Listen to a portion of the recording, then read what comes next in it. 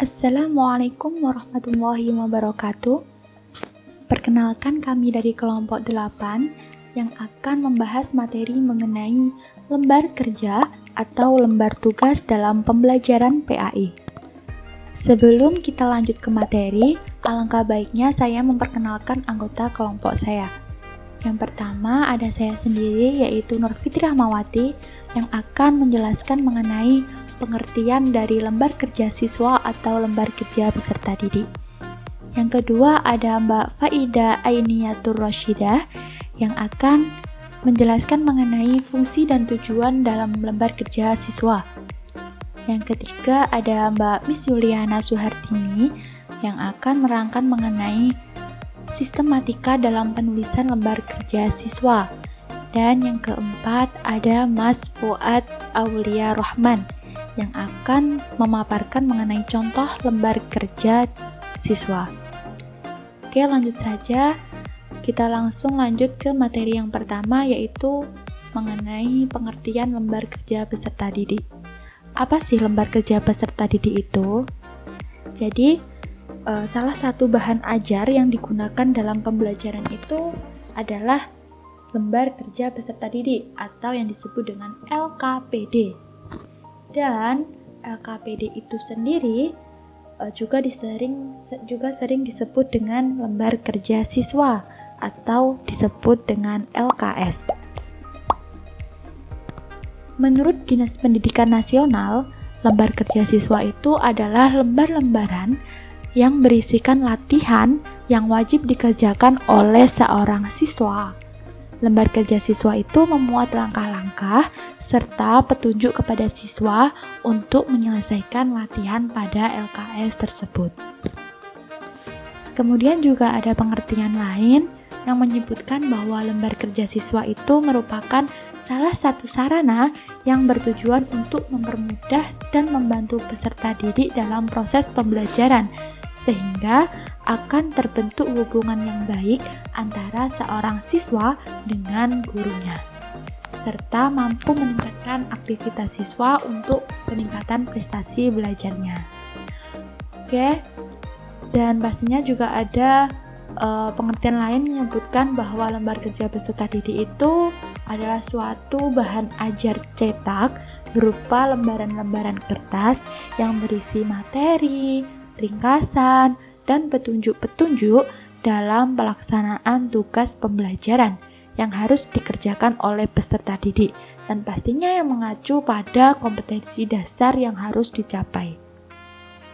Nah, dari pengertian-pengertian yang saya jelaskan tadi, pada intinya bahwa lembar kerja peserta didik atau yang disebut dengan lembar kerja siswa itu suatu bahan ajar berupa lembaran-lembaran dengan berisikan materi serta tugas dengan tujuan dapat membantu peserta didik untuk memahami materi pokok yang diterima oleh peserta didik. Oke, selanjutnya yaitu mengenai fungsi dan tujuan lembar kerja peserta didik yang akan dijelaskan oleh Mbak Faida Ainiyatur Rashidah. Terima kasih. Baik, selanjutnya yaitu mengenai fungsi dan tujuan lembar kerja peserta didik. Nah, fungsi dan tujuan lembar kerja peserta didik dari segi siswa ini yaitu sebagai sarana belajar baik itu di kelas, di ruang praktek, maupun di luar kelas. Sehingga siswa berpeluang besar untuk mengembangkan kemampuan, menerapkan pengetahuan, melatih keterampilan, memproses sendiri untuk mendapatkan perolehannya. Nah, dari segi guru ini, melalui lembar kerja peserta didik, guru dalam menyelenggarakan kegiatan belajar mengajar sudah menerapkan metode membelajarkan siswa dengan kadar SAL atau Student Active Learning yang tinggi. Intervensi yang diberikan guru bukan dalam bentuk jawaban atas pertanyaan siswa, tetapi berupa panduan bagi siswa untuk memecahkan masalahnya. Sedangkan dalam hal ini, menurut pendapat dari Andi Prastowo mengatakan bahwa lembar kerja peserta didik ini sebagai bahan ajar cetak mempunyai 4 fungsi, yaitu yang pertama, sebagai bahan ajar yang bisa meminimalkan peran pendidik, namun lebih mengaktifkan peserta didik. Yang kedua, sebagai bahan ajar yang mempermudah peserta didik untuk memahami materi yang diberikan. Yang ketiga, sebagai bahan ajar yang ringkas dan kaya tugas untuk berlatih. Dan yang keempat yaitu mempermudah pelaksanaan pengajaran kepada peserta didik. Nah, dalam hal ini, adapun tujuan penggunaan lembar kerja peserta didik dalam proses belajar mengajar diantaranya yaitu yang pertama, memberi pengetahuan, sikap, dan keterampilan yang perlu dimiliki oleh siswa. Yang kedua, mengecek tingkat pemahaman siswa terhadap materi yang telah diajarkan. Yang ketiga, mengembangkan dan menerapkan materi pelajaran yang sulit disampaikan secara lisan. Yang keempat, bertujuan untuk menunjang dan meningkatkan proses belajar mengajar sehingga tujuan yang diharapkan dapat tercapai hasil yang maksimal. Yang kelima, dapat mengembangkan kemandirian siswa di luar pengawasan guru. Dan yang keenam, yaitu dapat membina tanggung jawab dan kedisiplinan siswa.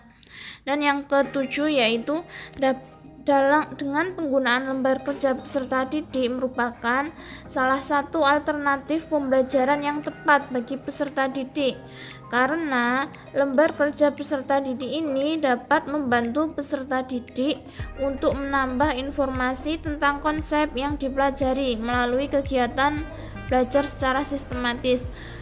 Dan materi selanjutnya akan dijelaskan oleh teman saya.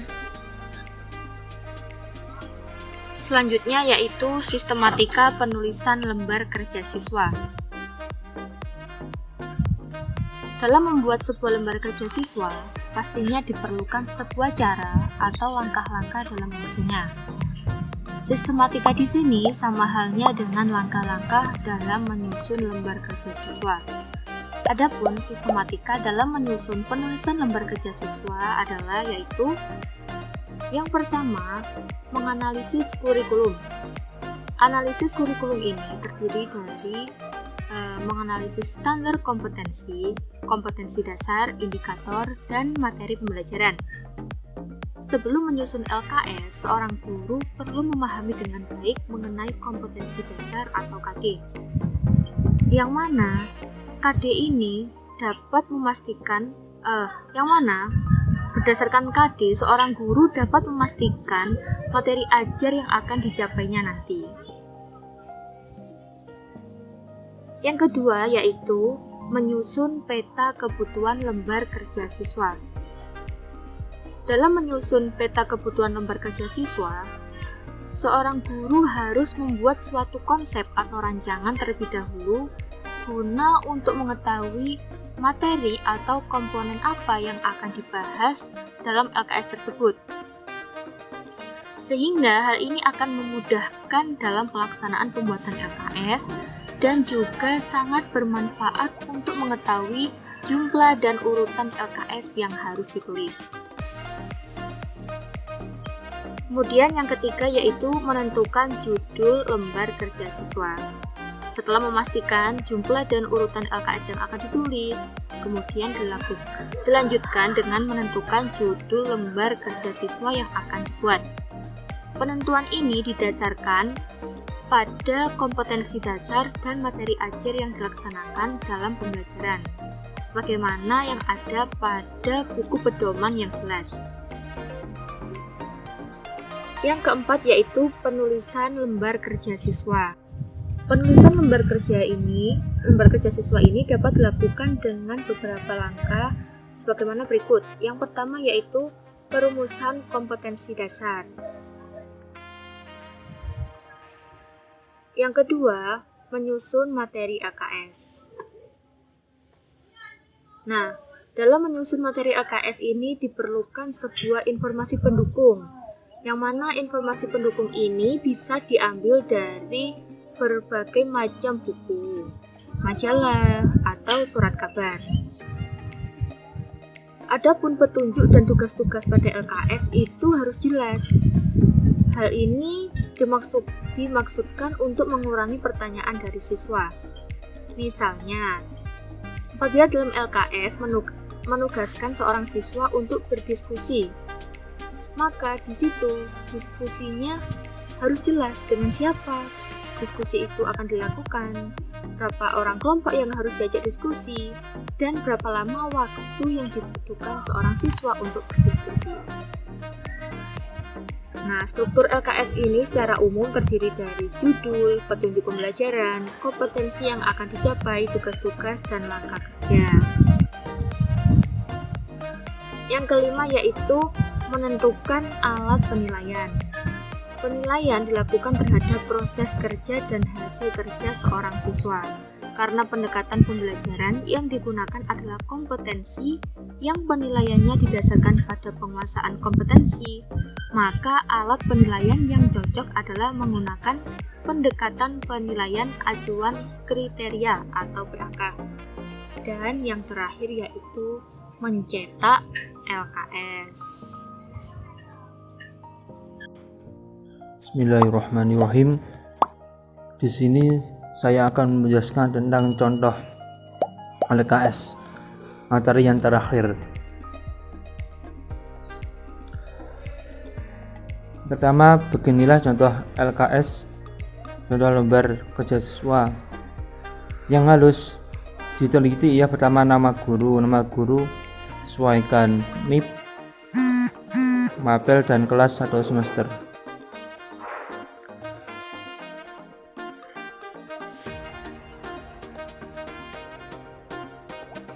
Contoh LKS ada beberapa yang harus diteliti. Yang pertama, nama sekolah, mata pelajaran, kelas atau semester, KD, IPK, dan materi pokok dan submateri. Dan yang penting ialah tujuan pembelajaran, kode pembelajaran, sama menu ajar.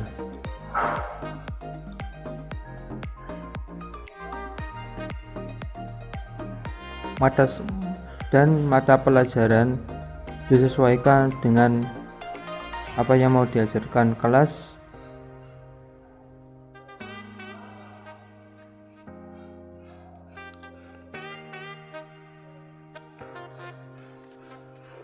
Dan selanjutnya tujuan pembelajaran yang ditulis ialah tujuan dari guru sendiri yang memberikan pembelajaran tersebut.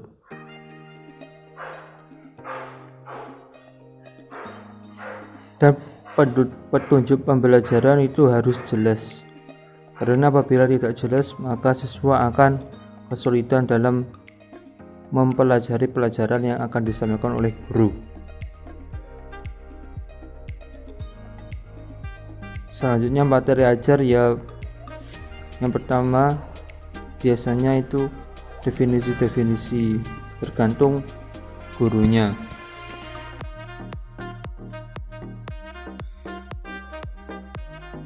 Ya. Selanjutnya ialah soal latihan. Soal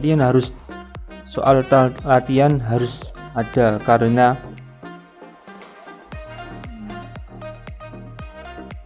seorang guru harus bisa meneliti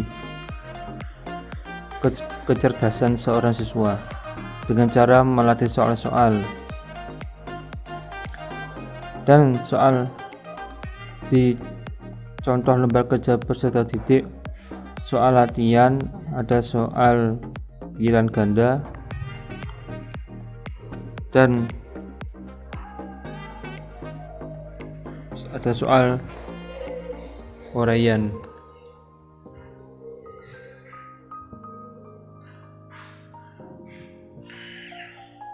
Soal pilihan ganda berapa nomor terserah, dan soal uraian biasanya 5 atau 6. Selanjutnya babrik penilaian itu ada pilihan ganda, ada Yesi. Yang pilihan ganda, cara mengetahui nilainya ya lembar skor dikali 100 dibagi skor maksimal. Yang kedua, isai nilai skor kali 100 bagi maksimal sama dengan nilai ganda. Yang kedua, kompetensi keterampilan. Ini contoh, ada beberapa penilaian. Pertama, format penilaian. Format penilaian sebegini ini. Penilaian ada aspek metrik penilaian. Pertama, referensi dalam bertanya. Jika peserta didik bertanya 3 kali atau lebih, skor 30. Jadi apabila ada peserta didik bertanya sebanyak 3 kali atau lebih, skornya menjadi 30. Yang kedua, jika peserta didik bertanya 2 kali, skornya 20, dan jika peserta didik bertanya 1 kali, skornya 10. Yang selanjutnya ya, keterkaitan pertanyaan dengan materi.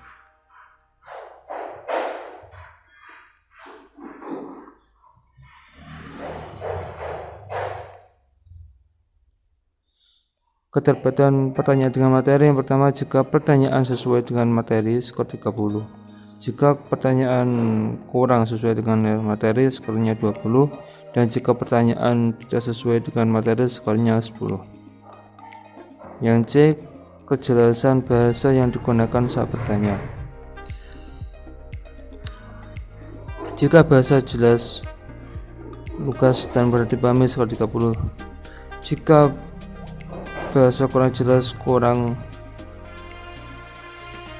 lugas, dan kurang mudah dipahami, skor 20. Dan jika bahasa tidak jelas, tidak lugas, dan sulit dipahami, skor 10. Nilai. Cara mengetahui nilai dari contoh lembar kerja peserta didik ialah A plus B plus C. Sekian dari kelompok kami. Apabila kurang lebihnya mohon maaf. Wassalamualaikum warahmatullahi wabarakatuh.